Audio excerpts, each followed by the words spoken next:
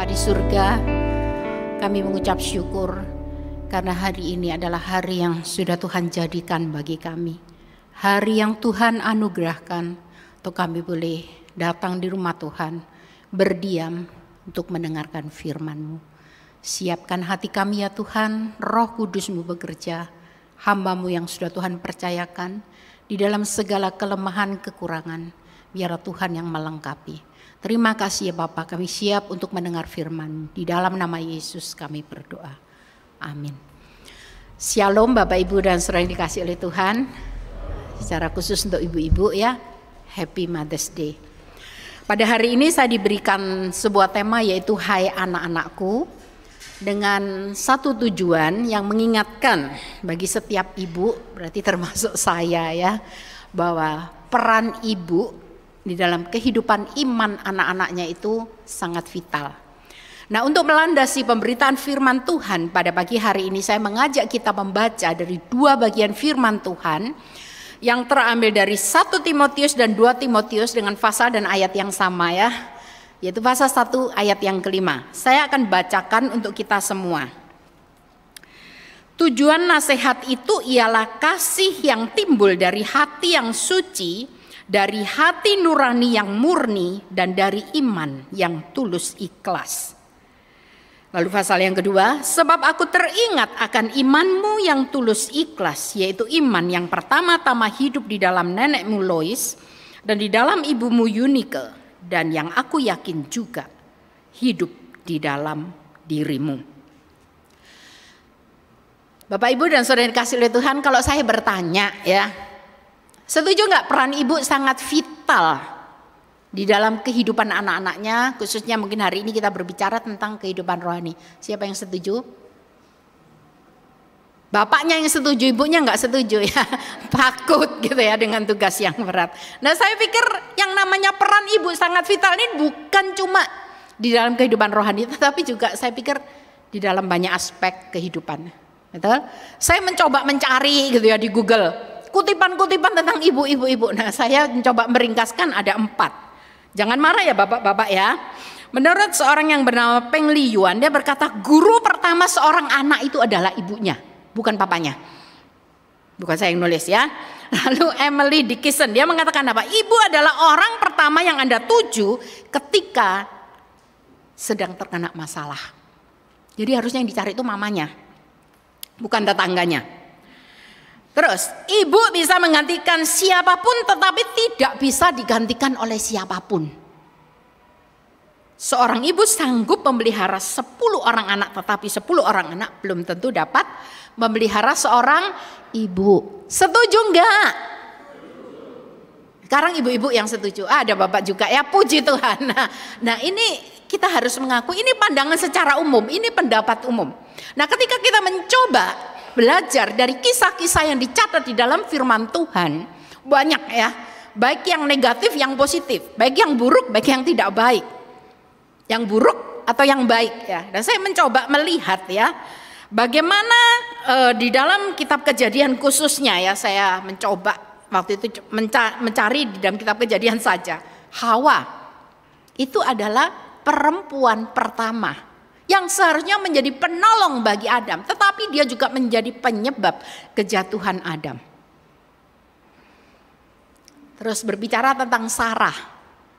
Saya tidak tahu ini poligami yang keberapa, tapi sepanjang itu tidak dicatat, mungkin boleh dikatakan sebagai poligami pertama.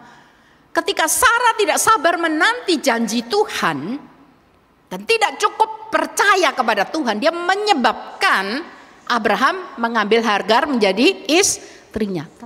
Terjadilah poligami. Istri Lot. Ya, ketika Allah mengatakan kamu harus pergi meninggalkan Sodom dan Gomora yang akan dihancurkan oleh Allah. Tuhan bilang apa? Pergi, sudah enggak usah noleh lagi. Tapi istri Lot menoleh ke belakang dan akhirnya menjadi tiang garam. Mengapa? Mungkin hatinya masih eman-eman dengan apa yang ditinggalkan di sana. Nah, ini materialisme. Lalu berbicara tentang istri Ishak, namanya siapa? Ribkah. Itu favoritisme anak. Ketika dia lebih suka, lebih ngefans kepada anaknya yang bungsu yaitu Yakub. Dan membantu Yakub justru menipu ayahnya Ishak untuk mendapatkan berkat yang seharusnya adalah milik Esau.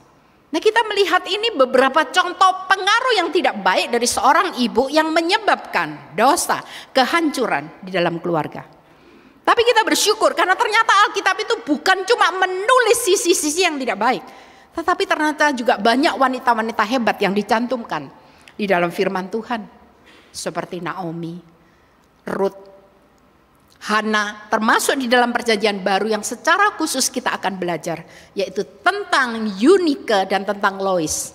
Mereka adalah nenek dan ibu daripada seorang yang bernama Timotius. Nah, ketika saya mempersiapkan firman Tuhan ini dan saya membaca di dalam Kisah Para Rasul 16 ayat 1, ketika kita perhatikan baik-baik ya, luar biasa. Dikatakan apa? Paulus datang juga ke Derbe dan ke Listra. Nah, di situ ada seorang murid bernama Timotius, ibunya itu seorang Yahudi dan telah menjadi percaya, Yahudi Kristen. Dan dia menikah dengan seorang yang berkebangsaan Yunani. Jadi secara singkat, mamanya Timotius yang bernama Eunike ini adalah seorang Yahudi Kristen. Tetapi papanya itu seorang yang disebut pada hari itu kalau non-Yahudi itu kafir, orang Yunani. Nah, menurut tradisi biasanya seorang anak laki-laki itu akan diajarkan tentang ketaatan kepada hukum atau tentang iman percaya itu oleh ayahnya. Tetapi karena di sini papanya bukan orang Yahudi, maka mama dan neneknya itu mengambil peran untuk mengajarkan iman percaya kepada Timotius.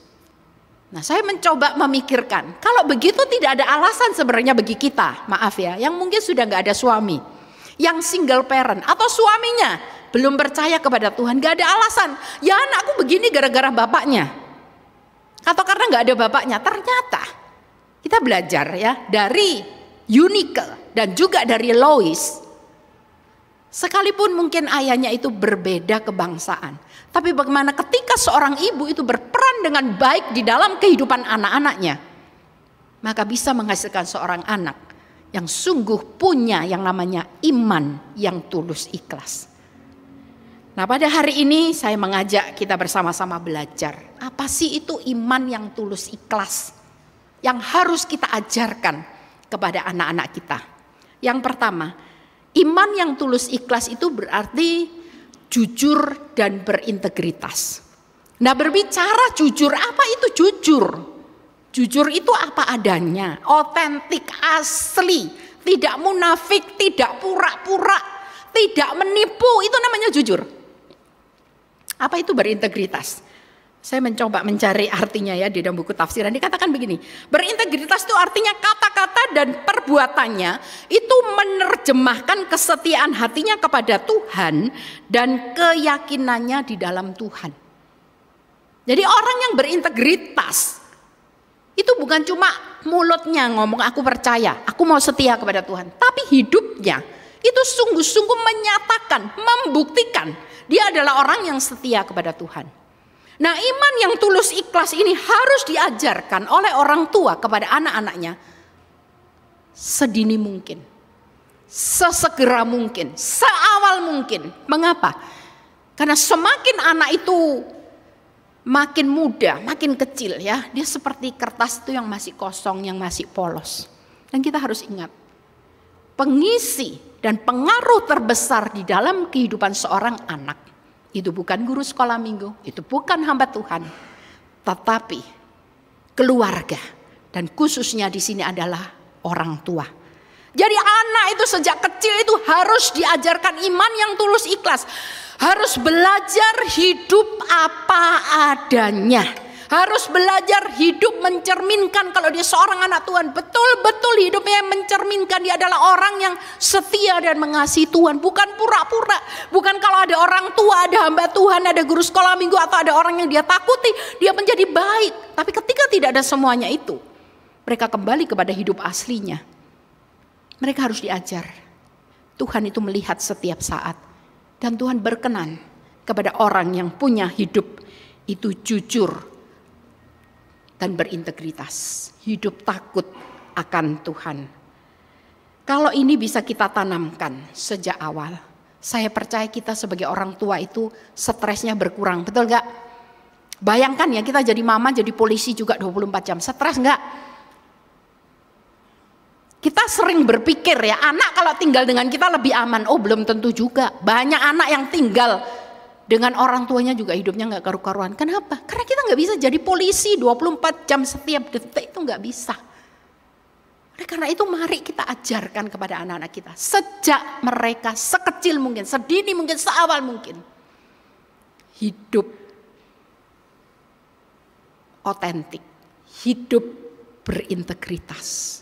Supaya hidup takut akan Tuhan itu menjadi satu lifestyle. Menjadi satu gaya hidup yang mereka bawa kemanapun mereka pergi. Ingat sekali lagi, pengisi dan pengaruh terbesar di dalam kehidupan seorang anak adalah keluarga. Khususnya orang tua. Lebih khusus lagi, mama. Yang kedua, iman yang tulus ikhlas itu bersifat holistik. Holistik di sini berarti menyeluruh. Apa maksudnya? Yang pertama, menyangkut yang namanya masalah intelektual yang disebut dengan ortodoksi intelektual. Artinya apa? Kita mengajar anak kita menjadi orang yang pandai, yang belajar banyak hal, yang tahu segala sesuatu. Oh, itu baik. Oh, itu betul. Itu perlu, saya setuju. Tetapi intelektual yang luar biasa itu harus taat, harus tunduk di bawah keyakinan yang benar. Bukan tanpa standar, bukan maunya sendiri. Gak bisa seperti itu. Anak itu harus diajar sejak kecil. Engkau boleh pandai, engkau boleh hebat, tetapi tidak disertai hati yang takut kepada Tuhan, tidak disertai dengan iman yang benar di hadapan Tuhan, maka kepandaian itu membahayakan dirinya, membahayakan orang lain. Karena kepandaian yang demikian saya katakan adalah kepandaian yang liar. Banyak orang yang cerdas tetapi menggunakan kecerdasannya untuk menyakiti orang lain, untuk menghancurkan orang lain, untuk berbuat yang tidak benar. Mengapa?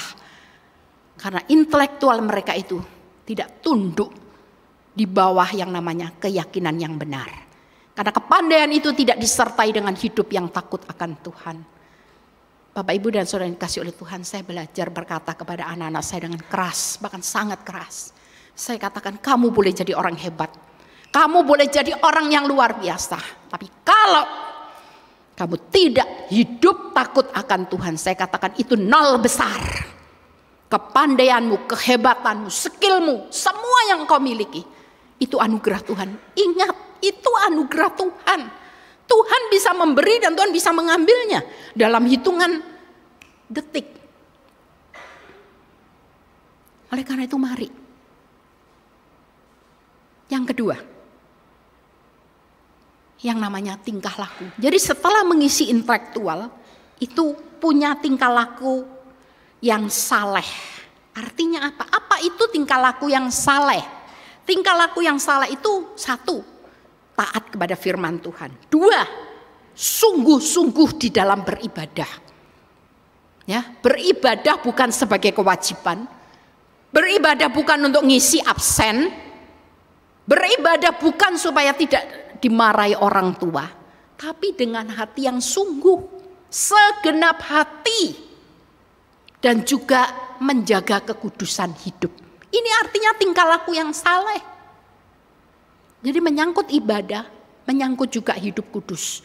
Lalu yang ketiga, setelah berbicara masalah intelektual, berbicara hidup, lalu yang ketiga juga berbicara masalah hati, kesetiaan di dalam melakukan kewajibannya sebagai anak Tuhan dan juga orang yang percaya kepada Tuhan. Oleh karena itu sekali lagi berbicara masalah iman yang tulus ikhlas itu bukan hanya sekedar berkata aku percaya, bukan sekedar berkata aku tahu. Tetapi aku tahu dan aku menghidupi apa yang aku ketahui. Dan sungguh-sungguh aku adalah orang yang sungguh-sungguh setia di dalam beribadah kepada Tuhan, taat kepada firman Tuhan, dan juga menjaga kekudusan hidup. Bapak, Ibu, dan saudara dikasih oleh Tuhan, hal ini tidak mudah. Kelihatannya sederhana. Mengisi anak kita mengisi otaknya dengan pengetahuan firman Tuhan itu gampang. Betul nggak? Hafal ayat sejak kecil. Hafal. Disuruh hafal ayat. Semakin banyak ayat yang dihafal, semakin kita bangga. Saya tanya, kalau itu cuma sekedar dihafal, seminar, kalau itu cuma sekedar diketahui, tetapi itu tidak diyakini, itu tidak dihayati, bahkan itu tidak diimplikasikan di dalam kehidupan, saya tanya, apa gunanya? Saya sering kali melihat ya, kalau anak-anak sekolah minggu itu nyanyi di gereja, wah, orang tuanya pasti datang. Kenapa? Ngapain? Ngerekam dari belakang, begini-begini, ya toh. Kalau sudah kena anaknya di zoom, tahu di zoom, gitu ya. Setelah itu dimasukkan ke medsos. Oh, I'm proud of you. Since little you learn how to serve God. Apa artinya? Mandarinnya apalah suju nanti yang terjemahkannya. Oh, aku bangga kamu sekecil-kecil sudah melayani Tuhan. Saya tanya, baik nggak ini? Baik. Boleh nggak? Boleh. Tapi saya katakan banyak orang tua yang luput. Tahu luput? Kelihatannya kita sudah merasa aman dan oke. Sejak kecil rajin sekolah minggu, ikut pelayanan, jadi pengurus mungkin, aktif. Dan kita merasa sudah aman. Besar-besar ketika sudah nggak tinggal sama orang tua lagi, boro-boro melayani, boro-boro berdoa, boro-boro baca Alkitab, ke gereja aja, nggak tahu pergi apa enggak.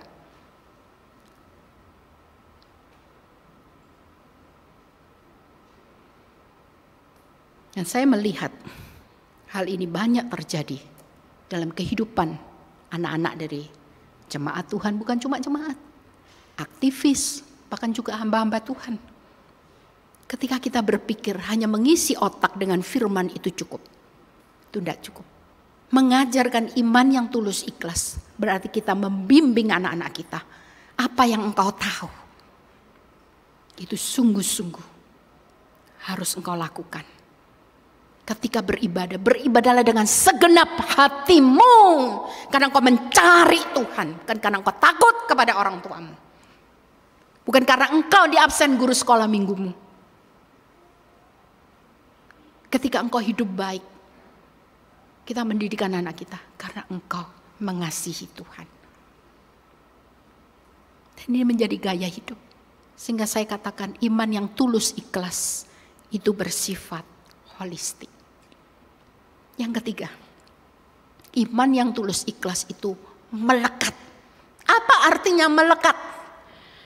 Nah, iman yang melekat itu disejajarkan oleh Paulus dengan ide-ide tentang satu, Tuhan yang berdiam.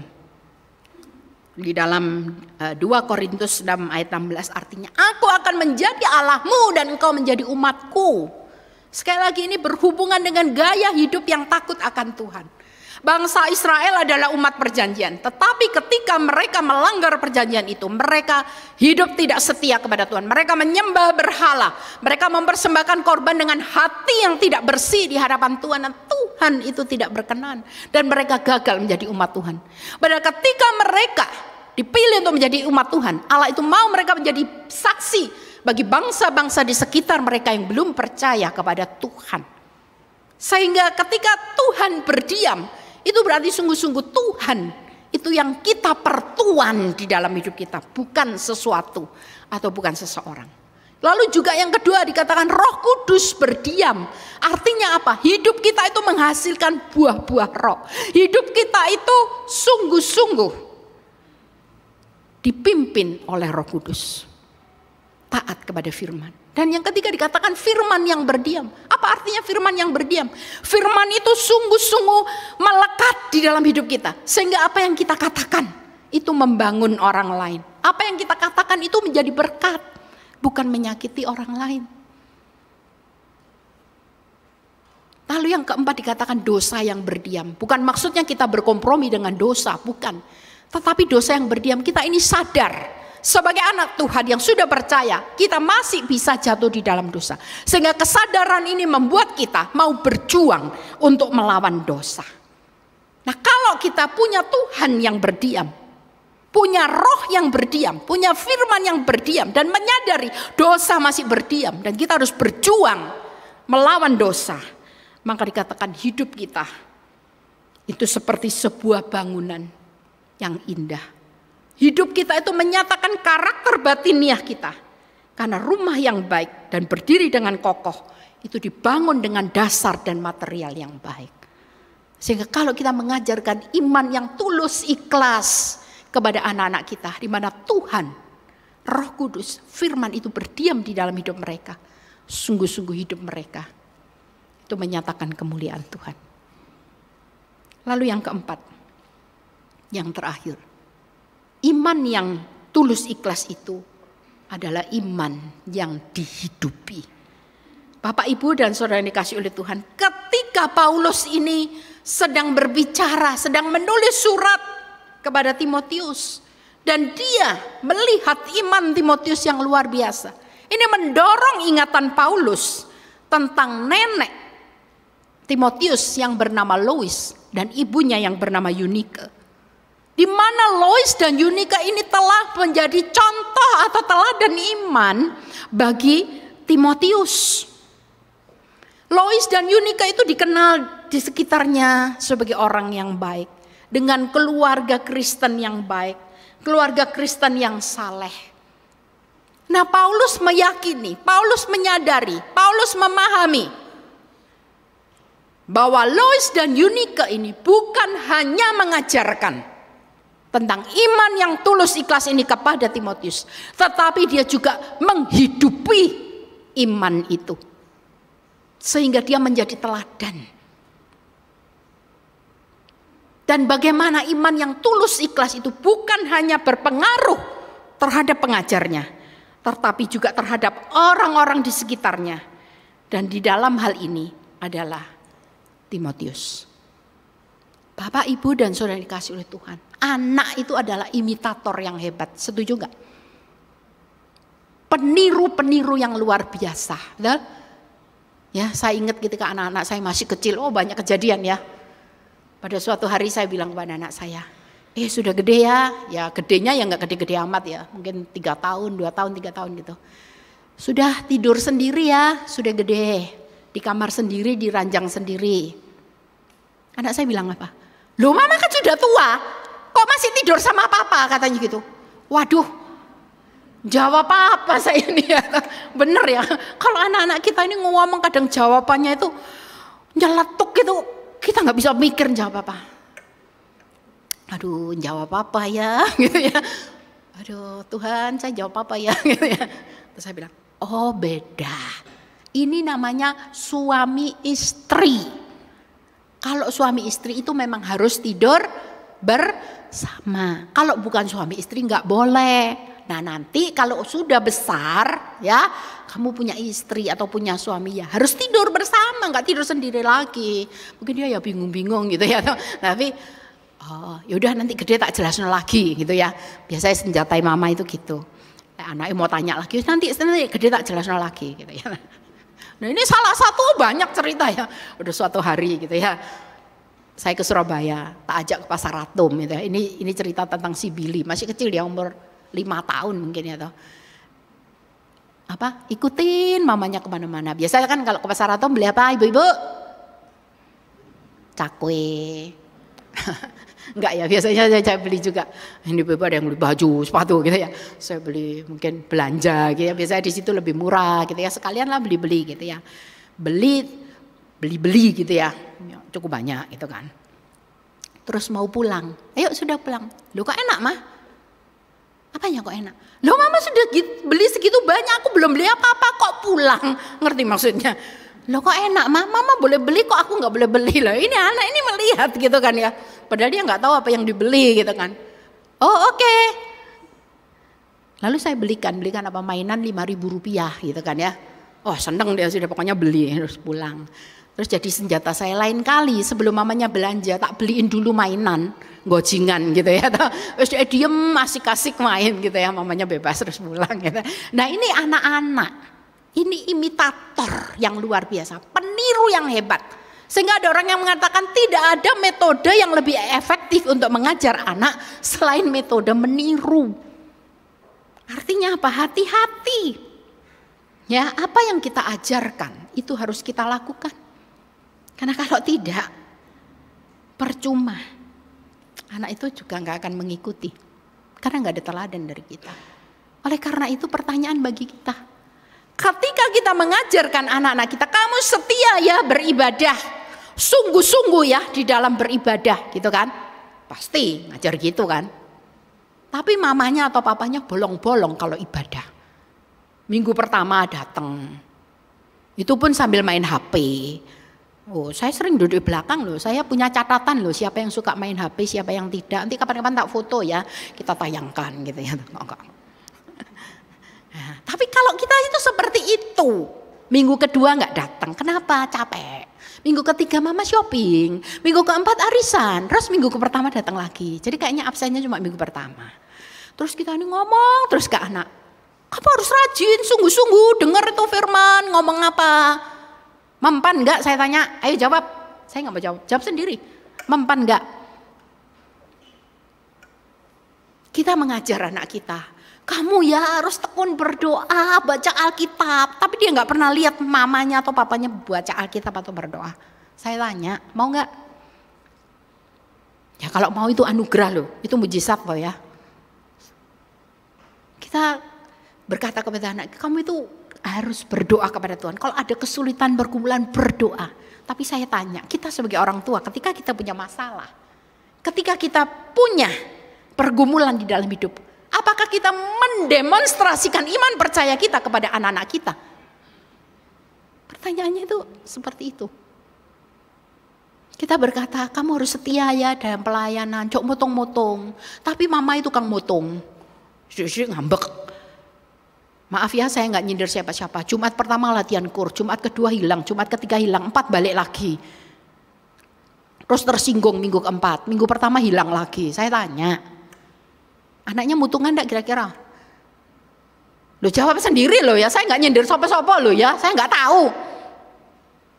Tapi kalau itu yang kita berikan sebagai teladan, saya tanya, kita menghasilkan anak yang seperti apa? Itu pertanyaan. Maaf ya, saya berkata agak keras hari ini. Ketika kita berkata kamu harus mengasihi Tuhan, cok pelit-pelit jadi orang, tapi mama meleki nih minta ampun. Ada loh orang bangga lagi. Aku ya kalau pergi permen itu tak hitung di toples, nanti pulang tak hitung lagi. Diambil mbakku piro, gula itu tak garisi mbak sepidol. Nanti aku pulang tak lihat. Ketika kita ngitung permen, ketika kita nggak risi gula, anak lihat nggak? Gimana anak jadi murah hati? Mamanya melekinya kayak begitu.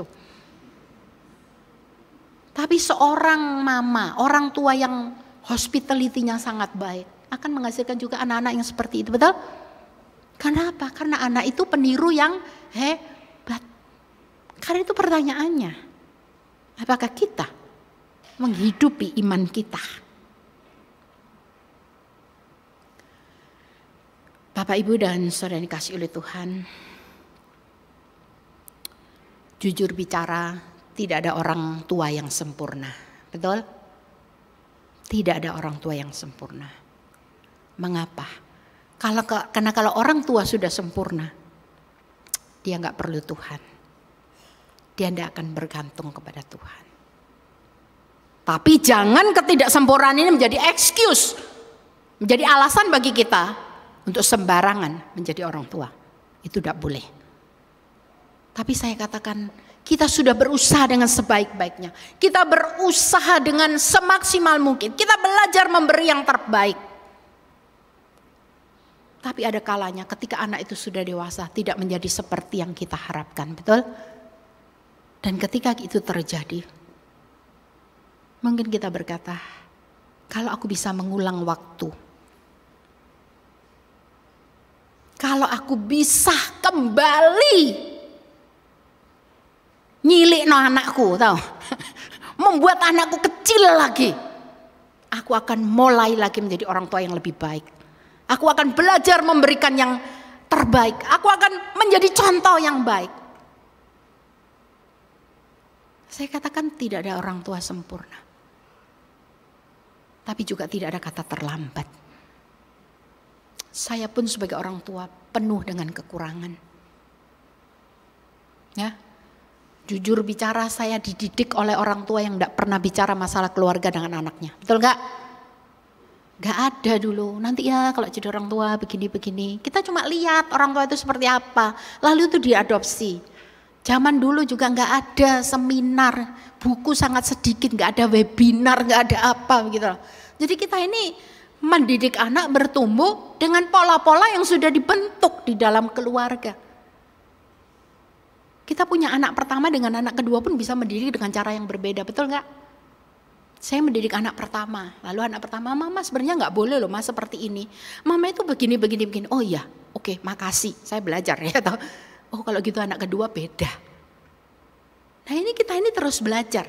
Nah saya katakan ketika kita ini melihat ke belakang, mungkin ada penyesalan.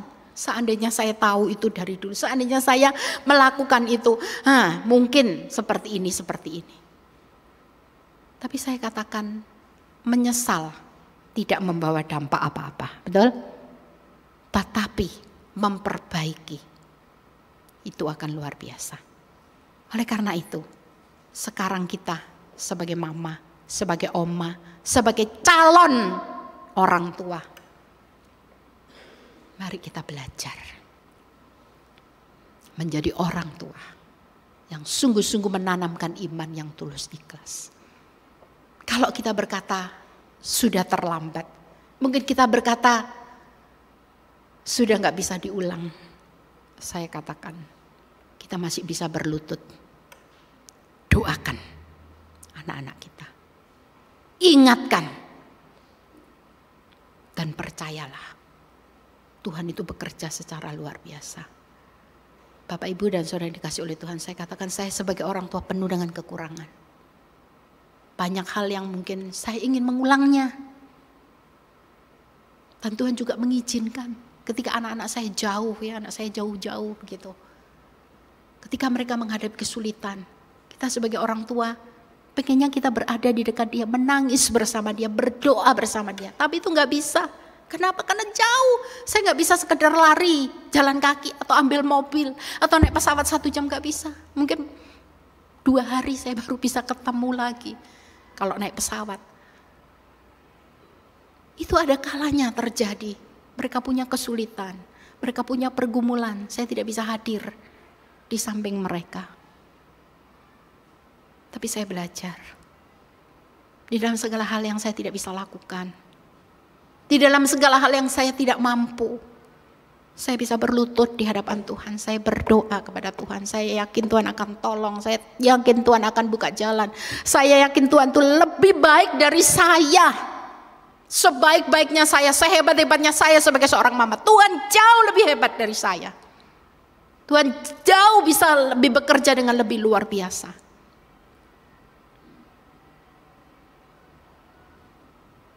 Oleh karena itu mari pada hari ini para mama, para papa, para orang tua, saya tidak tahu apa pergumulan Anda tentang anak-anak Anda. Selama masih ada kesempatan, mari kita mengajarkan iman yang tulus ikhlas, mengajar mereka menjadi orang yang jujur dan berintegritas.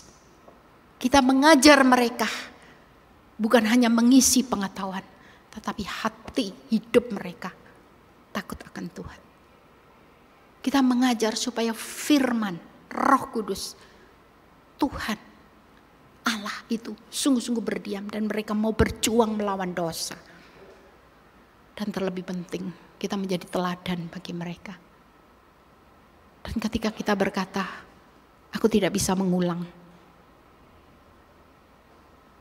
jangan putus asa. Yakini, doakan, ingatkan. Dan sekali lagi berikan teladan ketika engkau bergumul. Apa yang engkau lakukan di hadapan Tuhan. Dan itu menjadi contoh bagi anak-anak kita. Supaya ketika mereka sedang menghadapi pergumulan, ketika mereka menghadapi kesulitan, mereka belajar berlutut di hadapan Tuhan. Dan mereka belajar melihat betapa baiknya Tuhan. Mereka belajar melihat bagaimana Tuhan itu bekerja secara luar biasa.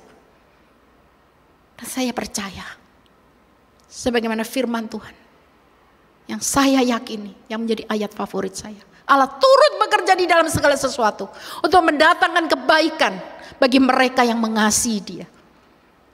Bagi orang yang mengasihi Tuhan.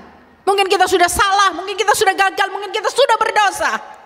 Tapi Allah bisa mendatangkan kebaikan melalui semuanya itu. Ketika kita hidup mengasihi Tuhan. Ketika kita hidup percaya kepada Tuhan.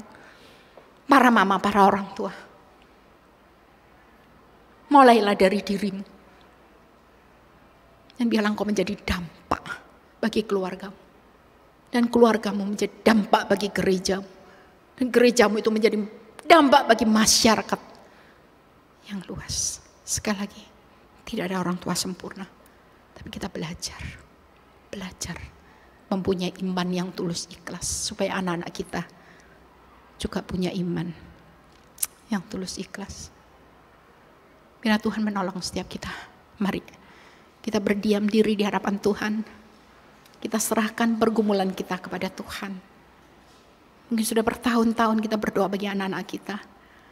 Sudah bertahun-tahun kita menyesali cara kita mendidik anak-anak kita.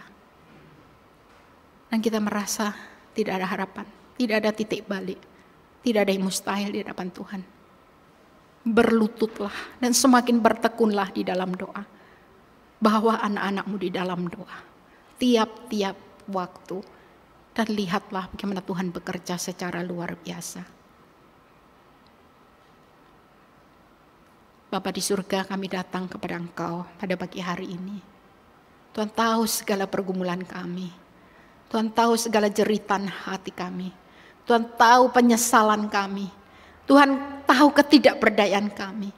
Tuhan tahu ketidakadanya pengharapan di dalam hidup kami. Tapi kami bersyukur ya Tuhan, hari ini kami diingatkan melalui firman-Mu. Tidak ada yang mustahil bagi Tuhan.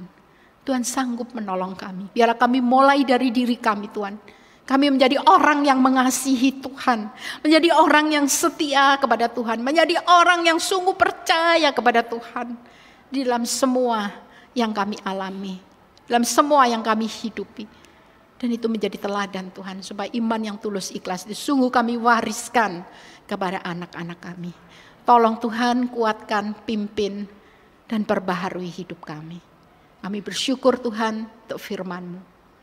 Pimpinlah hidup kami. Di dalam nama Yesus kami berdoa. Amin.